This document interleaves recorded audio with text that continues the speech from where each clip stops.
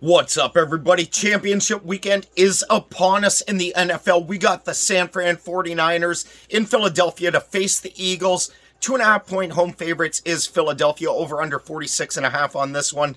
Philly 6-3 straight up their last 9 versus San Fran. Unders 4-0 the last 4 meetings. Favorites 7-3 against spread the last 10 meetings. 49ers are 3-7 against spread their last 10 versus the Eagles. San Fran are 5-0 against spread their last 5 playoff games. Niners are 4-0 against spread versus teams with winning records. San Fran are 20-6 against spread their last 26 games played in January. Niners are 20-6 against spread versus NFC teams. Eagles are 6-2 against spread their last 8 playoff games. Philly are 6-2 against spread versus teams with winning records. Eagles are 7-3 against spread their last 10 home games. Under 7-0 the 49ers last 7 road playoff games. Unders 5-1 in San Fran's last 6 playoff games. Unders 11-4 in the Niners' last 15 games versus a team with a winning record. Unders 4-1 in Philly's last 5 games overall. Unders 4-1 in the Eagles' last 5 versus NFC teams. Unders 12-3-1 Eagles' last 16 home playoff games. Unders 15-5-1 in Philly's last 21 playoff games overall. Niners have won 12 games in a row. Oh, a fun little stat for you too. If San Fran and Cincinnati both win, it will be, I believe, the first time in NFL history that 2 teams with a 10 or more game winning streak face each other. That would, if both them teams won, that would be 11 in a row for Cincy heading into the Super Bowl and 13 in a row for San Fran. That ain't gonna happen, so don't worry about that. It is just a fun little stat. Everybody's talking storylines like Brock Purdy this and Brock Purdy that. Fuck Brock Purdy, that's what I gotta say. Anyways, back onto it. Niners have allowed the fewest points in the NFL this year. Philly ranked 3rd in total yards and points scored on offense. So that's why a lot of people are talking Philly's offense, San Fran's defense. I think they're missing a key thing. Philly's defense for San Fran's offense, but whatever. Home teams are 7-2 in the last 9 NFC Championship games. I'll repeat that stat later on in my next video about the Bengals Chiefs, because 7-2 in the last 9 AFC Championship games. The winner is the home team as well. I already brought up their 12-game win streak. Rookie QBs are 0-4 in conference championship games. Hurts is 6-0 versus playoff teams this year. San Fran's D had 44 sacks this year. Philly's D had 70 in the regular season. They're at 75 overall right now. They're second in pressure rate. So all this talk about Dallas was the team that was going to get to the quarterback. No.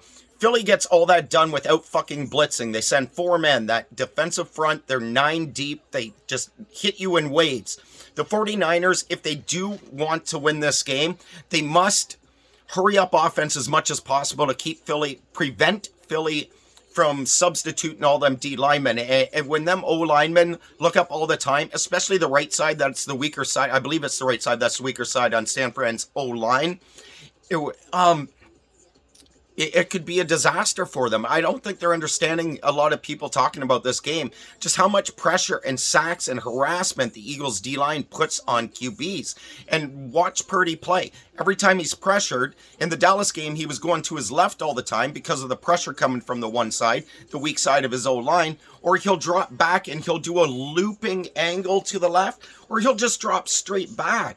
That's not what you want your quarterback to do, and I haven't seen enough of him to see how many times he's thrown the ball away. Well, I've watched 3 of his 6-7 games. I really haven't seen a lot of plays where he should have thrown the ball away. That might be phrasing it better, because the Niners did allow the fewest sacks in the NFL this year, I believe, and it should be interesting anyways. Eagles are 6 away from passing the 85 Bears for the second most sacks in a season, and that includes playoffs. Niners D struggles versus number 1 wide receivers and deep balls. Number 1 wide receivers have had a field day the last 6 or 8 weeks against the Niners, including last week CeeDee Lamb, over 100 yards to the number 1 receiver. Philly has not just one number one wide receiver. They have two number one wide receivers. They got Batman and Skinny Batman up there. And then you got Dallas Goedert. Like, both these offenses are built to move. The 49ers have not faced a mobile quarterback. Sure, they played Chicago and lost to Chicago in week 1. Justin Fields didn't run the ball yet. I don't think the Bears unleashed him till week 7 or 8 or something like that, when the season was already a goner. Niners, they're Nick Bosa. Like, Nick Bosa is the key, and he'll probably be up against Mulata in this game quite often on the matchup, because I think he'll stay away from Lane Johnson. Lane Johnson hasn't allowed a sack or a pressure in hasn't allowed a sack in 2 fucking years. He doesn't allow pressures. The whole Eagles O-line is phenomenal. They're definitely the best in the league, led by Jason Kelsey under center. The way he just fucking picked up that Giants D lineman, I forget who it was now. He just one-armed that big 300-pound man. Go look it up. One-armed him down like a Derrick Henry stiff arm. It was fucking vicious and just beautiful to see. That Eagles O-line. Eagles ran for 150 yards before contact last week. Just shows how dominant that O-line was, or how out of sync the Giants D-line was, because, like, Lawrence was held to no sacks and no pressures last week against the Eagles O-line, and I can't remember the last time I've said that about Lawrence. So, like, he's a phenomenal player for the Giants. San Fran hasn't allowed a 100-yard rusher all season, though. But the Eagles don't really rely on one guy. They rely on 4 people rushing the ball. And that's where it's a little misleading, too, because you got Jalen Hurts, you got Boston Scott, you got Miles Sanders, you got Kenneth Gainwell. Excuse me, I need a sip of my water. My mouth's getting a little dry. Who all share the workload. I wouldn't be surprised if Hurts comes out on one of the first, like on the first series, first, second, or third down, takes a deep shot to either Devontae or AJ, just to sort of test San Fran's secondary, get them a little worried about that deep ball, kind of like what they did to the Giants last week, and then sort of pound the rock. But again, I'm going to touch on rushing yards, rushing stats, and how they can be a bit misleading in a bit after I'm all done this year. Hurts and Purdy will be the youngest QB matchup. Hurts and Purdy will be the youngest matchup between QBs in the conference championship since at least 1950. That's courtesy of Jeff Skversky. I hope I'm pronouncing your name right. It was on his Twitter feed. That's where I got that stat from, so I just want to give him credit since I read it off at Twitter and I didn't do the research myself on that stat. So Jeff, Skversky, that's who I got that stat from. Niners, like I said, haven't faced a mobile QB. Niners D is 31st in third and short.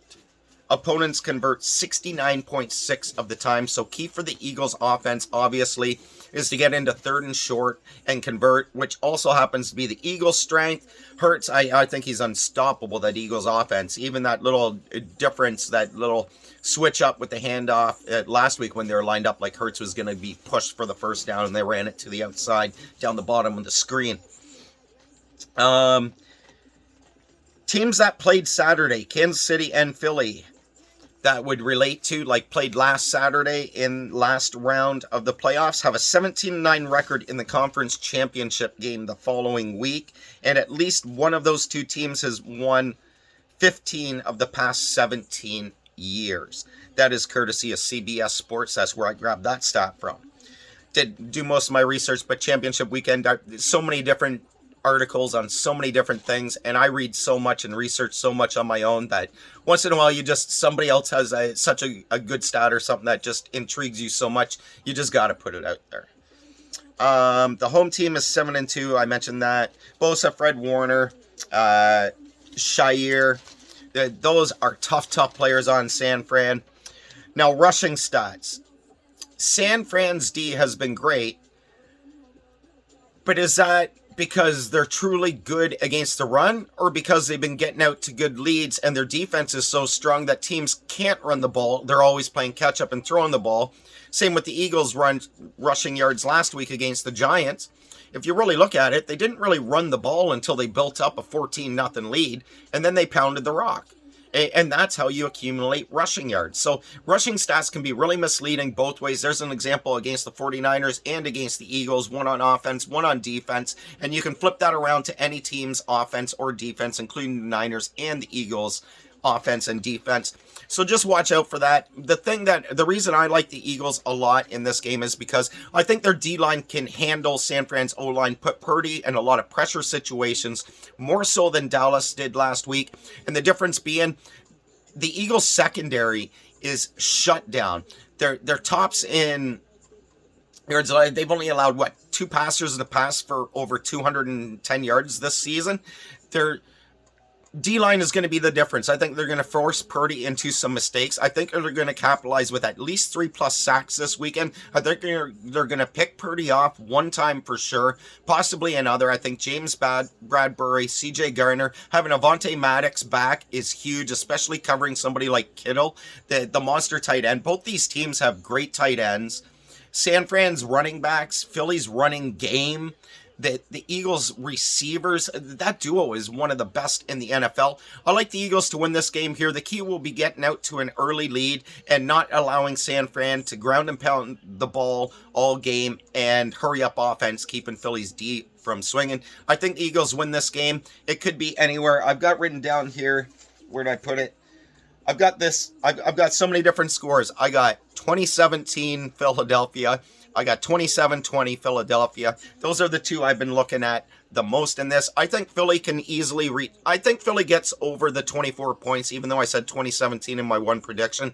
I had to pick one low score because of how good these two defenses are. I think these truly are the two best defenses in all of football this year, from start to finish. I don't think there's any debate in that. And I like my Eagles. I'm never going to pick against them, especially in the playoffs when they're a legit threat. All 4 of these teams could make and win the Super Bowl. These are the 4 best teams in the NFL, not only this year, but over the last 6 years. I think Philly did have that one shit season, but I think since Philly won the Super Bowl, these have been 4 of your best teams in the NFL, and it's great to watch the quarterback matchups, although quarterbacks don't beat fucking quarterbacks, so I'm not getting caught up into that bullshit conversation. What can Purdy do against the Eagles defense? What can Hurts do against the Niners defense? That's the fucking only matchups that matter. It's never quarterback versus quarterback. Even Purdy last week. Purdy, sure, he's done great. He does what he has to, but he threw for 0 touchdowns, 0 interceptions last week and 160 yards or whatever it was. I don't remember. It wasn't much, but come on. Honestly, even as these two teams are, Jalen Hurts is hands down much better at this point in their careers than Brock Purdy is. And I trust Jalen Hurts a lot more. I trust Philly's defense, Jason Kelly and that O-line. Mulatto, have a good day against Bosa. Please, baby. Please, man. Get them big hands on Bosa. You know he's tenacious. You know he's going to give you 3 or 4 different fucking moves just to try and get at Hurts. He's relentless and never stops. Hence why he's up for Defensive Player of the Year.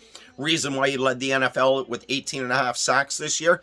Philly, fly Eagles fly, baby. This is it. We're going to the Super Bowl again, and I'm going to come down to fucking Philadelphia for that parade or that Super Bowl game.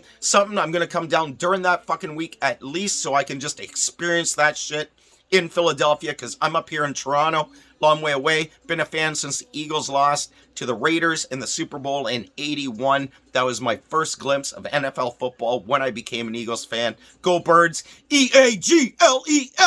Eagles! Peace.